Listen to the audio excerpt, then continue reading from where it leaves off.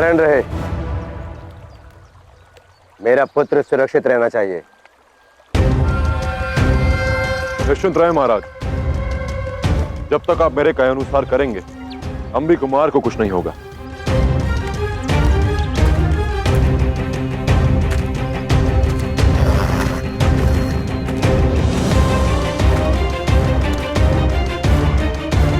वो तभी संभव है जब तुम झेलम पार करने का अपना दावा सिद्ध करोगे। वो देखो सामने।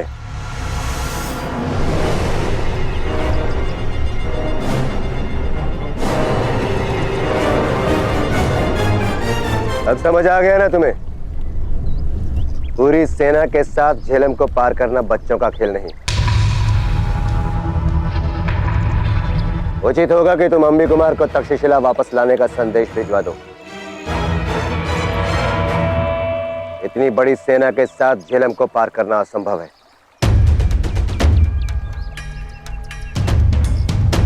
मैं प्रयास किए बिना हार नहीं मानता महाराज। प्रयास करें तो हर समस्या का हल निकल सकता। फिर भी यदि मैं असफल रहा तो आपको दिया वचन अवश्य निभाऊंगा।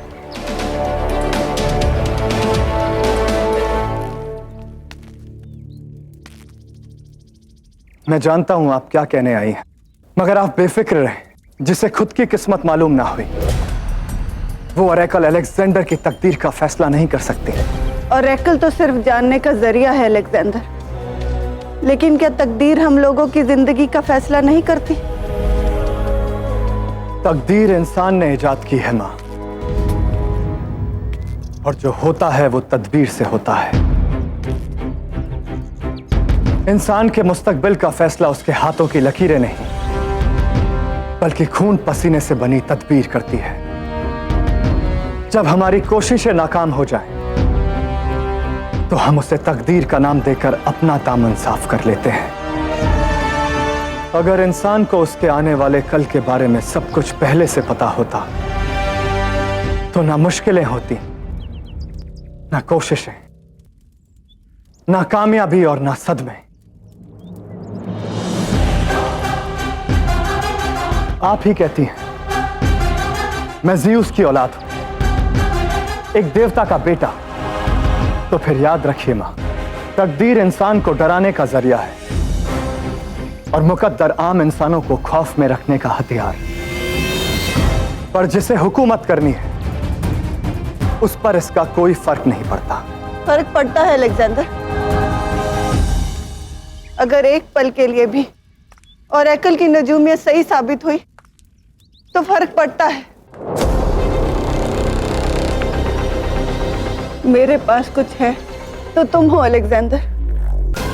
अगर तुम मैसेडोनिया लौटकर नहीं आए तो मुझे फर्क पड़ता है।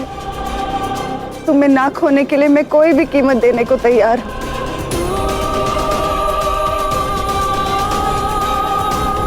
और मैं उससे मिलने के लिए हर कीमत चुकाने को तैयार हूं जिसके लिए ओरेकल ने कहा कि वो मुझे रोकेगा। मैं भी देखना चाहता हूं मां कि कौन है जो ज़ीउस के बेटे को रोकने के लिए पैदा हुआ है। मेरा मकसद अब भारत को अपने शिकंजे में लेना नहीं, बल्कि उसका सर अपने कदमों में झुकाना है, जिसे तकदीर ने मेरे खिलाफ खड़े होने की ताकत दी है।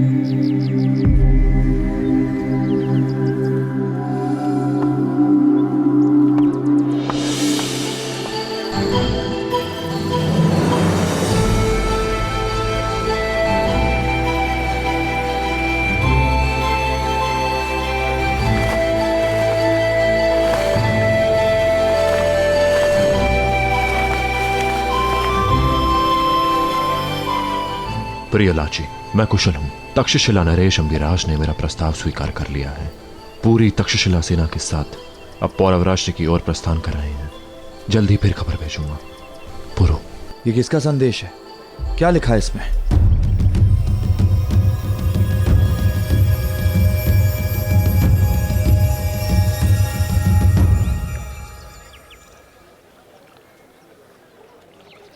तुम्हारे पिता ने पुरु की शर्त स्वीकार कर ली है। पुरु तक्षशिला के सैनिकों के साथ पौरव राष्ट्र की ओर निकल चुका है। समझ नहीं आया कि पुरु के मन में क्या है। इतना तो निश्चित है कि पुरु स्वयं अपने पिता की हत्या तो नहीं करेगा। पुरु कभी अपनों को चोट नहीं पहुंचा सकता राजकुमार। पुरु तो बस यही चाहता है कि हम सब एक हो जाए और उन विदेशियों को हमारे राष्ट्र से खदेड़ दे। हमारी आपसी लड़ाई ही हमें दुर्बल बनाती है और इसी दुर्बलता का लाभ विदेशी उठा रहे हैं। अचानक पुरु की भांति बात करने लगी हो लाची। अच्छा ही है भाई, मैं तुम्हारी भांति बात नहीं कर रही। लेकिन एक दिन अवश्य आएगा जब तुम पछताओगी कि पुरु की सोच को अपनाया क्यों। स्मरण रखना। वैसे भाई, आज तक तुमने जितने अनुमान लगाए ना ही वो कभी सत्य सिद्ध हुए हैं और ना ही कभी भविष्य में सत्य सिद्ध होंगे। लेकिन ये सत्य होगा। देखते हैं। आपको क्या लगता है राजकुमार अम्बिक कुमार, क्या हम सब एक नहीं? कि हम पौरव, मगध, तक्षशिला, कलिंग इन सब से ऊपर होकर एक ही राष्ट्र है, एक ही देश है? हाँ, मुझे भी यही लगने लगा। हम एक ही हैं।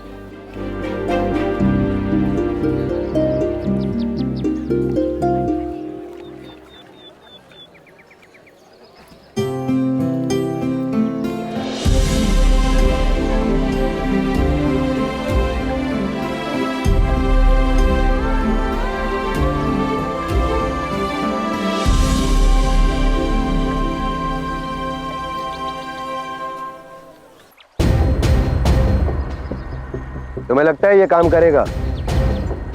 मुझे तो ये दुर्बल प्रतीत होता है। निरीक्षण करके देखते हैं महाराज।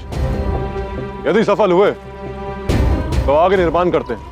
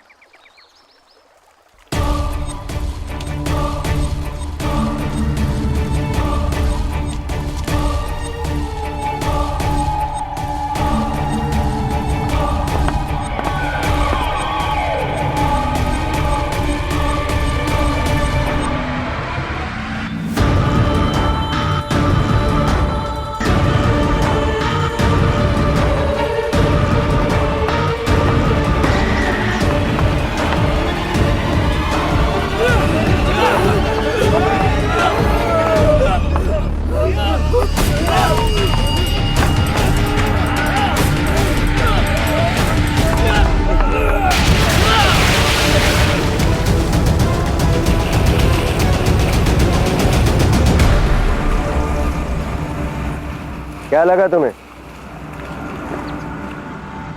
सेतु का निर्माण करना केवल तुम्हें आता है? हमने ये प्रयास पहले नहीं किए। समस्या सेतु की नहीं है पुरुषोत्तम, समस्या है उस भार की जिसे सेतु सहन नहीं कर सकता। पहले ही कहा था असफल होगे। अब अपना वचन निभाओ और मुझे मेरा पुत्र लौटाओ। महाराज, मेरा प्रयास तो सफल हुआ है, मैं नहीं। मुझे विश्वास है कि मुझे कुछ और समय मिले तो मैं अपना मार्ग बनाने में सफल अवश्य हूं। एक दिन 8 पहर जो करना चाहो करो, और यदि उसके पश्चात भी असफल रहे तो मैं अपनी सेना वापस भेज दूंगा और तुम मुझे मेरा पुत्र लौटाओगे।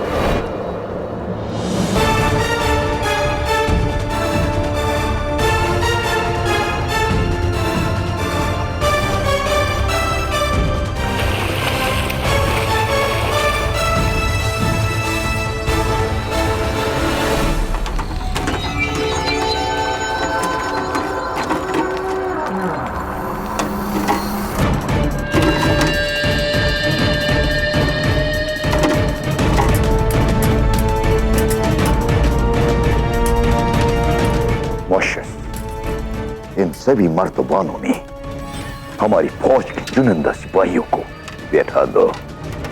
इन सबको हमले के वक्त तक इनमें छिप कर रहना है।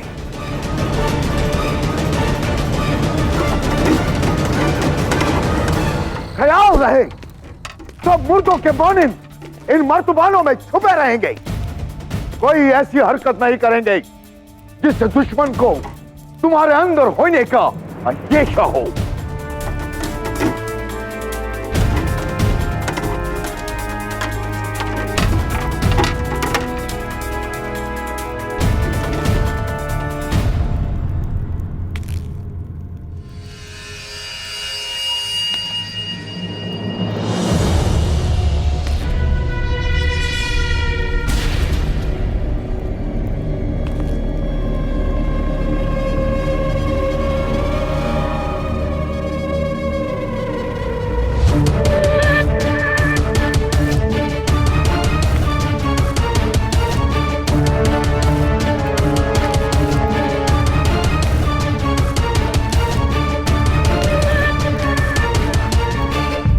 नहीं मां, मैं पौरव राष्ट्र छोड़कर कहीं नहीं जाऊंगा। तब तक नहीं जाऊंगा जब तक मुझे बाबा की हत्या का सत्य ज्ञात नहीं होता।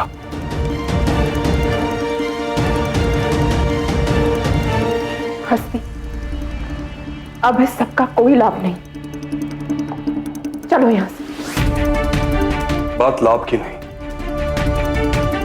उस हानि की है जो मैंने अपने बाबा की मृत्यु के बाद उठाई। बात उस ग्लानि की है कि मैं बाबा के हत्यारों का साथ तो नहीं दे रहा हूं। नहीं मां, मैं कहीं नहीं जाऊंगा। और यदि इस सब के पीछे शाह डराइस का हाथ है तो उसे अपनी भूल का मूल्य चुकाना होगा।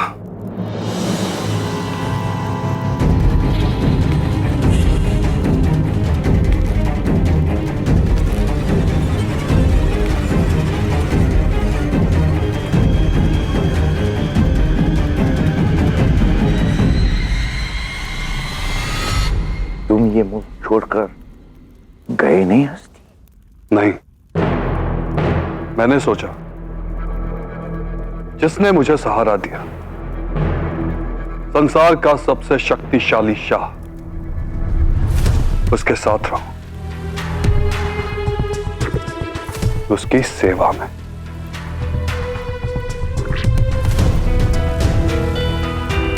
ऐन वक्त पर अचानक से तरकीब में तब्दीली शहंशाह को फकीर भी बना सकती है हस्ती। अचानक से यहां रुकने का क्यों सोचा तुमने? क्योंकि मुझे मेरे पिता के नाम पे क्षमा तो मिल गई, परंतु वो स्थान नहीं मिला जो उनका था। महाराज बमनी ने मुझे अपनी सेना में स्थान नहीं दिया। क्या आप मुझे अपनी सेना में स्थान देंगे ताकि मैं उनका विनाश कर सकूं जिन्होंने मेरा जीवन नष्ट किया?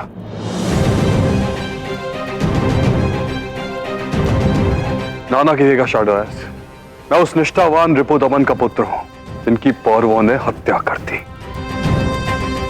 आपने मुझे अपना प्रतिशोध लेने के लिए एक अवसर प्रदान किया। बस अपने पिता की मृत्यु के प्रतिशोध के लिए एक अवसर और चाहता हूं।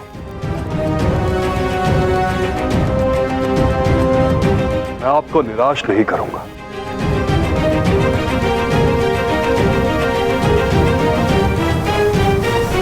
ठीक है, दिया काम। तुम्हारा काम होगा ये तय करना कि मेरे लड़ाके सही सलामत इन मर्तबानों में पूरा मुल्क पहुंचे और मेरे अगले हुक्म तक सबकी नजरों से दूर महफूज रहें।